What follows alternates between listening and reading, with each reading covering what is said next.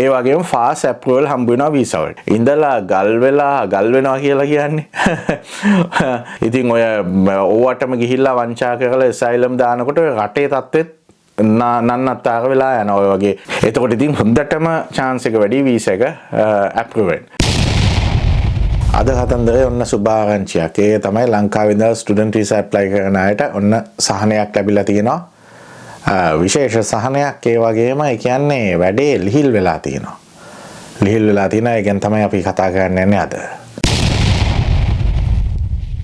ඉතින් කොහමද හැමෝම හොඳින් ඉන්නවා ඇති කියලා හිතනවා. දන්නවනේ කතන්දරේ උගතමනා ශිල්පයමයි මතුර කෙනා කියනවනේ. ඒ වගේම ඉතින් ඕස්ට්‍රේලියාව ස්ටුඩන්ට් වීසා එකක් දාලා ඇවිල්ලා ඕස්ට්‍රේලියාවේ ක්වොලිෆිකේෂන් එකක් අරගෙන ඒ හරහා PR එක දා ගන්නවා කියන්නේ ඒකේ වාසි ගොඩක් තියෙනවා. ඉගෙන ගන්න කාලේ ඕස්ට්‍රේලියාවේ සොසයිටි එක මූව් වෙනවා. විවිධ රස්සාවල් කරනවා. එතකොට යුනිවර්සිටි එකේදී විවිධ කල්චර්ස් වලට ආයතන හම්බ වෙනවා. එක්ස්පෝෂර් එක හම්බ වෙනවා. ගොඩක් දේවල් තියෙනවා. ඉතින් ඇත්තටම ලංකාවෙන් ගොඩක් අය එනවානේ ස්ටුඩන්ට් වීසා වලින්. ඔක පොඩ්ඩක් දැන් කොවිඩ් වලින් පස්සේ කාලෙවලදී පොඩ්ඩක් මෙහෙ ඩාම් ඩූම් වෙලා තිබ්බා.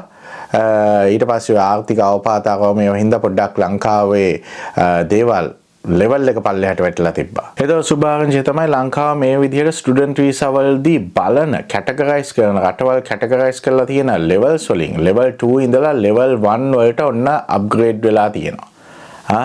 මේක ඇත්තටම සුභාරංචියක්. මම මේ levels ගැනත් කියන්නම්. level 1 කියන්නේ ගොඩක් ලිහිල් ප්‍රතිපත්තියක් තමයි එතනදී සිද්ධ වෙන්නේ. එතකොට ඉතින් මම කියන්නම් මේ කතන්දරේ මොනවද මේ levels කියලා ටට්ටක් ගාලා අපි ඒ ගැන කතා කරමු. ඉතින් එතකොට මොකක්ද දැන් සිද්ධ වෙන්නේ? අරවා මේවා ඒ කතන්දර ටික. ඉතින් channel එකට subscribe කරලා නැත්නම් subscribe කරලා set වෙන්න. වීඩියෝ එකට ඉතින් like එකක් දාගෙන යන්න අමතක කරන්න එපා. අපිට කරන ලොකුම සහායකයක්. ඒ වගේම ඉතින් මේ වල මේ legal advisors නෙමෙයි. general information. ඕගොල්ලන්ගේ ප්‍රයෝජනයට tools හැටියට පාවිච්චි කරන්න හැමදාම කියනවා වගේ. හරි. දැන් එතකොට මෙහෙමයි කතන්දරේ. ටට්ටක් ගාලා කියනවා ඕස්ට්‍රේලියාවේ student visa වලට apply කරනකොට මේගොල්ලෝ බලනවා මේගොල්ලෝ categorize කරනවා රටවල් risk level එක. ඒ කියන්නේ risk එක ඒ කියන්නේ මෙහෙට ඇවිල්ලා ඒ student ගේ ඒ තියෙන මං ඉස්සරහට කියන්න මොනවද ඒ බලන දේවල් කියලා. ඒ දේවල් අනුව මේ කියන්නේ මේ ගේම් කාර්යයද කියන එක තමයි කොටින්ම කියනවා නම් මෙතන මේ ගේම් කාර්ය කියන මගේ ත්‍රස්තවාදියෝ නෙමෙයි මේ හොරබුරු වංචා කරලා මෙහෙ ඇවිල්ලා ඉගෙන ගන්නෙත් නැතුව කෝස් ෆී ගෙවන්නෙත් නැතුව අන්තිමට හොරෙන් පැනලා ජල්බරි දාලා රිෆියුජි දාලා රෝ මේවා කරලා මෙලෝ රහකට නැති උන් කොච්චර එනවද කියලා එක මත එක රටවල් කැටගරයිස් කරලා තියෙනවා රිස්ක් ලෙවල් එක අනුව. එතකොට ඒ රිස්ක් ලෙවල් එක අනුව ඒ ලෙවල්ස් අනුව පෙන්වන්න ඕන කරන එවිඩන්ස් ගාන වැඩි දේවල්. අනිත් එක ඒවා ලොකුවට බලනවා ලෙවල් එක පල්ලෙහාට යන්න. එතකොට ඉතින් ලෙවල් 1 කිව්වහම ලිහිල් ප්‍රතිපත්තියක් තමයි එතනදී තියෙන්නේ.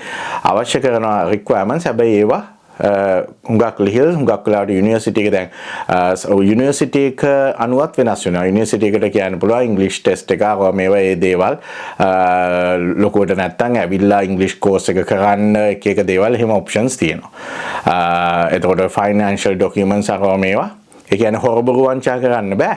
හරිද?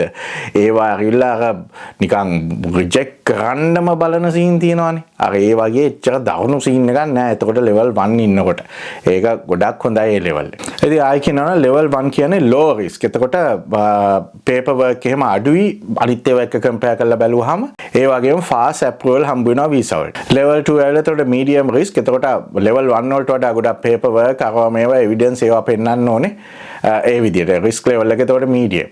අරකට වඩා strict. එතකොට ලංකාවේ හිටියේ ඔය level එකේ. එතකොට තමයි පහුගිය කාලේ visa reject වෙනවා මේවා කතන්දර ගොඩාක් තිබුණේ. එතකොට level 3 category එක ඇවිල්ලා high risk. ඉතින් ඒක ඇවිල්ලා අම්බානක බලනවා. ඉතින් ඒ වගේ level 3 country එකකින් file එකක් ගන්නෙම visa officer reject කරන්න දේවල් තමයි හොයන්නේ. ඒක ඇතුලෙන් reject කරන දේවල්ම තමයි හොයන්නේ. ඉතින් ගොඩක්ම අමාරු category එක. හරිනේ. එතකොට දැන් මේ upgrade වෙලා තියෙන අපි විතරක් නෙමෙයි. level 1 වලට ඇවිල්ලා තියෙනවා අපිත් එක්කම ඒ කියන්නේ ශ්‍රී ලංකාවෙන් බංග්ලාදේශ ඔන්න level 1 වලට ඇවිල්ලා තියෙනවා 2 ඉඳලා. එතකොට දැන් level 1 ඉඳලා level 2 වලට downgrade කරලා තියෙනවා මේ India, Bhutan, Vietnam, China and Nepal. ඔය ටික. ඒ මන් දන්නේ ඉන්දියා කතන්දරේ ලෝක කතන්දරේ. එතකොට level 3 වලට ගිහිල්ලා තියෙනවා downgrade කරලා තියෙනවා Fiji, Philippines and Pakistan. Pakistan. දැන් ඉතින් මේ විදිහට මේ රිස්ක් ලෙවල් එක ඒ වගේම අවශ්‍ය කරන එවිඩන්ස් කොච්චර ඕනද ඒ දේවල් ලිහිල් ප්‍රතිපත්තියක්ද දරුණු ප්‍රතිපත්තියක්ද කියලා අනුගමනය කරන්න මේගොල්ලෝ පාවිච්චි කරනවා මේ මිනුම් දඩු කිහිපයක්. ඇත්තම මේ මිනුම් දඩු පහක්. ඒ කියන්නේ ඕගලන්ගේ දැනගැනීම වෙනුවෙන් මම කියන්න. ඒ කියන්නේ පළවෙනි එක තමයි වීසා කැන්සලේෂන් කවුන්ට් එක. ඒ කියන්නේ කොච්චර වීසා කැන්සල් වෙනවද කියලා. වීසා හම්බ වෙලා ඊට පස්සේ රට ඇතුළට ඇවිල්ලා එක එක දේවල් කරලා එක එක ජල්බරි කරලා අරෝමියා කරලා කොච්චර වීසා කැන්සල් වෙනවාද කියලා. එතකොට ඒක ඒ කැන්සල් වෙන ප්‍රමාණය කොච්චරද කියන එක මෙතන 125ක් ඒකෙන් ගන්නවා ඒ දත්.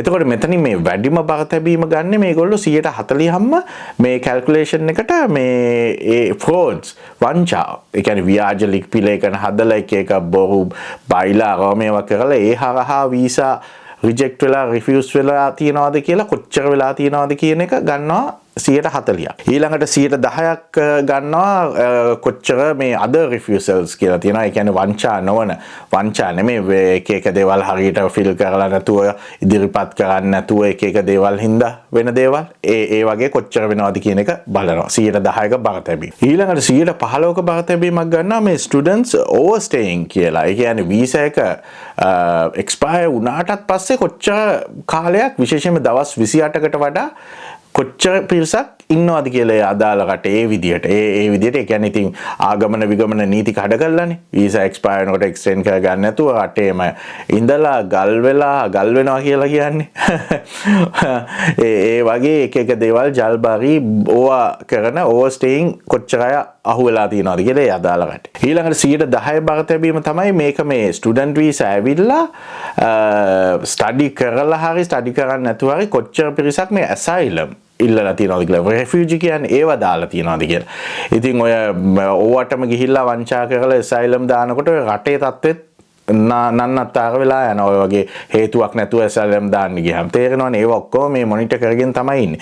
ඔය විදිහට ඔවා එකතුව 100%ක් ඊට පස්සේ ඒගොල්ලෝ ස්කෝර් එකක් හදලා ඒ විදිහට ඒකෙන් තමයි කැටගරයිස් කරන්නේ level 1 level 2 level 3 කියලා. ඉතින් ලංකාවේ ගොඩක් කලින් මම හිතන්නේ ප්‍රශ්න වෙලා රෝමයා වෙලා දැන් හොඳ තත්ත්වයට ඇවිල්ලා තියෙනවා. දැන් ඉන්දියාව ඉතින් පල්ලෙහාට වැටෙන හේතු දන්නවනේ.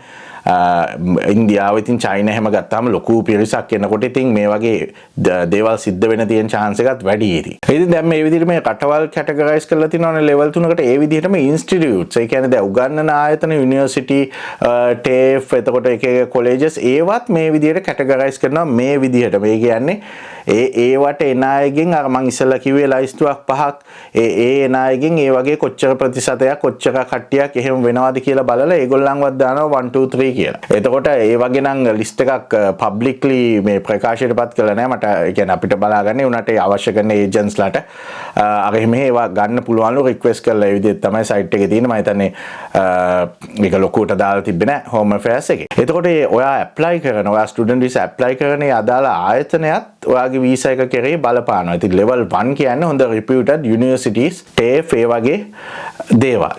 එතකොට level 2 කියන්නේ ඊට වැඩිය පල්ලෙහාන් තියෙන එක colleges දැන් level 3 වගේ තියෙන ඉතින් දන්නවනේ තේරෙනවනේ කියන්නේ ඉතින් රිස්ක් එක ගොඩක් වැඩි ඒවයි විදියට හරියට දේවල් වෙන්නේ නැති අර එහෙම.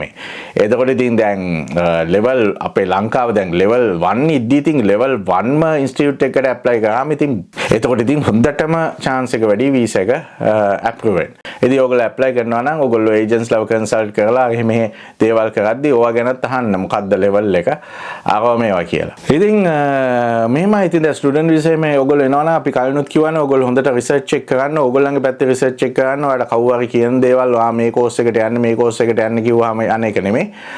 වීසා අප්‍රූව් වෙලා මෙහෙට එන එකක් නෙමෙයි දැන් කතන්දරේ. තවත් ඉස්සරහට plan කරන්න. මොකද දැන් PR එක ගන්න පුළුවන්ද කියලා බලන්න අපි හැමදාම කියනා වගේ රිසර්ච් check කරලා ඒ වගේම AI වලින් තර්ජනයක් තියනවද නැද්ද කියලාත් බලන්න. එක එක දේවල් අර අපි ඉස්සර ඉඳන්ම කිව්වේ තමන් කැමති එක නෙමෙයි ඕස්ට්‍රේලියාවේ PR එක ස්ථිරපදිංචිය ගන්න ඕන නම් තමන් ආස දෙය කරලා හරියන්නේ නැහැ. ඔස්ට්‍රේලියාවට ස්ථිරපදිංචි කියන්නේ ඔස්ට්‍රේලියාවට ඕන දේ කරන්න ඕනේ. හිඟ පාඩු තියෙන ඔකියුපේෂන් එකක් කරන්න ඕනේ.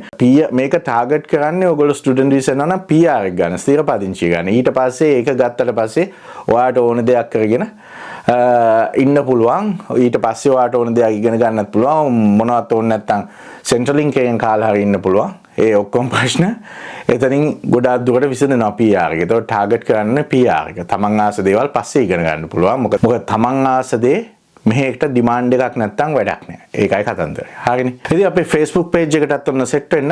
ඒකෙත් ඔය clips එහෙම දානවා delayed වල එක එක තැන් ගැන. ඒ දේවා. ඉතින් student visa වලින් ඕස්ට්‍රේලියාවට එන්න බලාපොරොත්තු වෙන හැමෝටම ජයම වේවා කියලා තමයි ප්‍රාර්ථනා කරන්නේ. අනිවාර්යයෙන්ම ඔයගලන්ට කරන්න පුළුවන්. ගේමට බහින්න ඉන්නවනම් බය වෙන්න එපා. අනිවාර්යයෙන්ම ගොඩ දාගන්න පුළුවන්. දැන් තවත් සහන දීලානේ තියෙන්නේ. හරිද? එහෙම නැත්නම් ඔක තමයි අද කතන්දරේ. එහෙමනම් හැමෝම පරිස්සමෙන් ඉන්න. අපි ආය දවසක හමු වෙමු.